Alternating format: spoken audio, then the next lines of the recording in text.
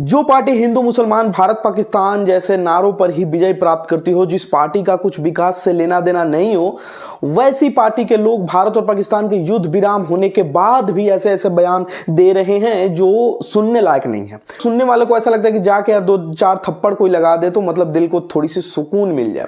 तो हिंदू महासंघ के उपाध्यक्ष, प्रदेश उपाध्यक्ष, मैं माफ करिएगा, मैं पूरा पद का नाम लेना चाहूंगा, इसके एक व्यक्ति हैं, तिरंगा यात्रा में शामिल होते हैं और तिरंगा यात्रा में शामिल हो करके कुछ ऐसे नारे लगा देते हैं जो मतलब हमारे सर को झुका देता है।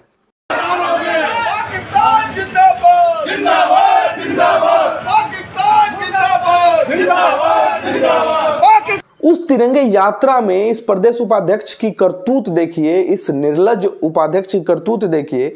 इसने कहा पाकिस्तान जिंदाबाद, पाकिस्तान जिंदाबाद। एक बार नहीं, 3 से 4 बार इसके मुंह से निकला पाकिस्तान जिंदाबाद। अगर ये स्लिप ऑफ टंग होता तो एक बार होता, मान सकते थे, लेकिन ये 3 से 4 बार हुआ। इसका मतलब ये है कि आपके मन में यही चीज भरा हुआ। मेरे द्वारा एक तिरंगा यात्रा सागन से निकाली गई, जिसमें हमारे सैकड़ों समर्थकों द्वारा तिरंगा यात्रा में पाकिस्तान मुर्दाबाद के नारे लगाए गए, जिसमें गलती से मेरे से जो नारा निकल गया, पाकिस्तान जिंदाबाद का नारा निकला। अब जस्टिफिकेशन से साफ लग रहा है कि भाई अपने आप को मतलब बता रहा है कि जोश में आकर के, भाई जोश में आकर के अब भारत जिंदाबाद, हिंदुस्तान जिंदाबाद से सीधे पाकिस्तान जिंदाबाद। मतलब ये मेरे को समझ नहीं आता कि हिंदुस्तान जिंदाबाद से सीधे अब जोश में आकर पाकिस्तान जिंदाबाद के नारे कैसे लगा सकते हो। तो ये है भाजपा के कार्यकर्ता लोग और भाजपा की बनी बनाई हिंदू महासंघ के प्रदेश उपाध्यक्ष लोग। अब आपको लग रहा होगा कि सिर्फ कार्यकर्ता ही तो है, लेकिन ऐसा नहीं है। मैं ऐसे ऐसे वीडियोस लेकर आया हूं जो विधायक, सांसद, सबको ही इसमें फंसा पड़ा है। अब नरेंद्र प्रजापति का एक विधायक है, उसका एक बार क्लिप ये देखिए। गौरव का विषय है भारत के लिए कि पाकिस्तान के जो हमारे आतंकवादी लोग हैं उनको उन्हें जवाब दिया और उनकी पूरी सुनी। क्लिप देखने के बाद आपको ये तो क्लियर हो गया होगा भाई कि ये व्यक्ति आतंकवादियों को कह रहे हैं कि हमारे जो आतंकवादी थे ना उनको हमने मार गिराया।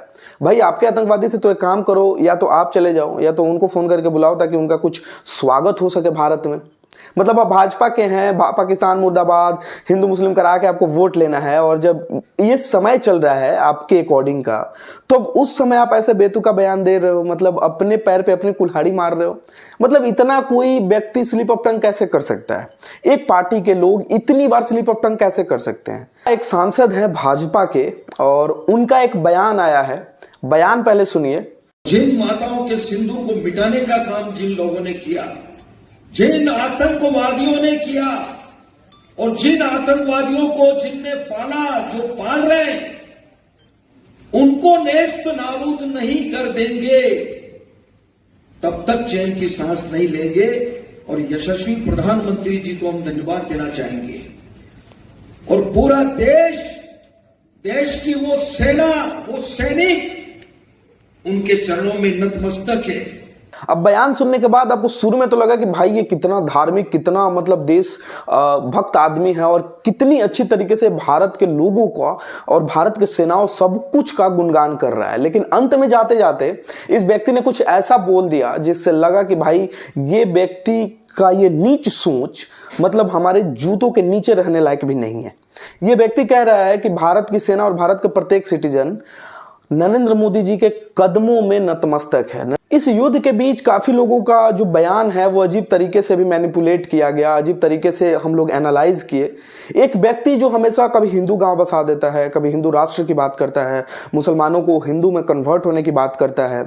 सोफिया कुरैशी के बयान पे जब उनसे पूछा गया कि आप इसके बारे में क्या कहते हैं, तो देखिए इस व्यक्ति में इतनी समझदारी अचानक कैसे आ गई कि जो व्यक्ति हिंदू राष्ट्र की बात कर रहा था, मुस्लिमों का हिंदू में कन्वर्जन की बात कर रहा था, वो अचानक से कैसे सोफिया कुरैशी की तारीफ के कसीदे पढ़ने लगा।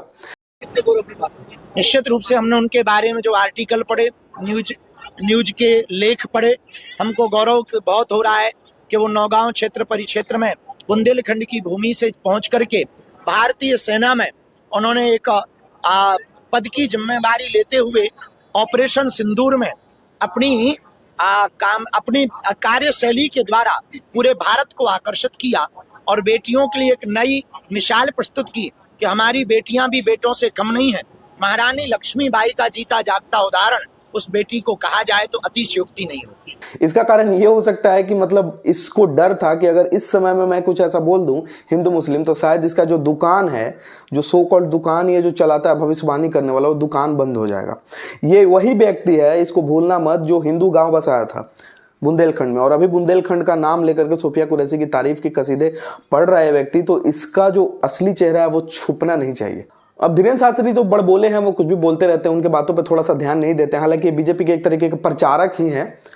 अगला जो मैं बात करूंगा मध्य प्रदेश के एक मंत्री का, उनका कहना यह है कि सोफिया कुरैशी जो हुई वो आतंकियों की बहन थी। वो काफी पहले का बयान है, लेकिन इस बयान वाले वीडियो में तो उनको लाना ही था। पहले एक बार वीडियो देखिए। जिन्होंने हमारी बेटियों के सिंदूर उजाड़े थे, वही कटे पिटे लोगों को हमने उन्हीं की बहन भेज करके उनकी ऐसी की तैसी करवाई। एक बार मोदी जी के लिए जोरदार ताली बजाओ। उन्होंने कपड़े उतार के हमारे हिंदुओं को मारा और मोदी जी ने उनकी बहन को उनकी ऐसी की तैसी करने हमारे जहाज से उनके घर ले गए। अब मोदी जी कपड़े तो उतार नहीं सकते थे, इसलिए उनके समाज की बहन को भेजा कि तुमने हमारी बहनों को अगर विधवा किया है तो तुम्हारे समाज की बहन आके तुम्हें नंगा करके छोड़ेगी।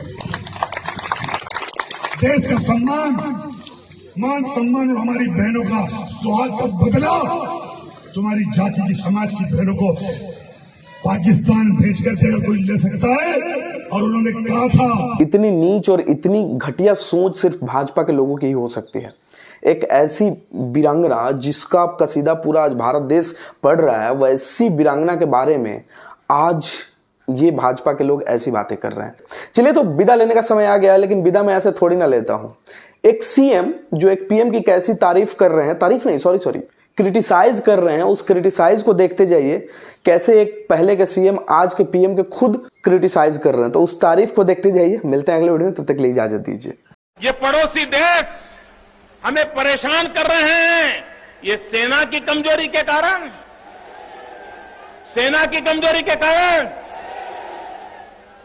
मित्रों, समस्या सीमा पर नहीं है, समस्या दिल्ली में है।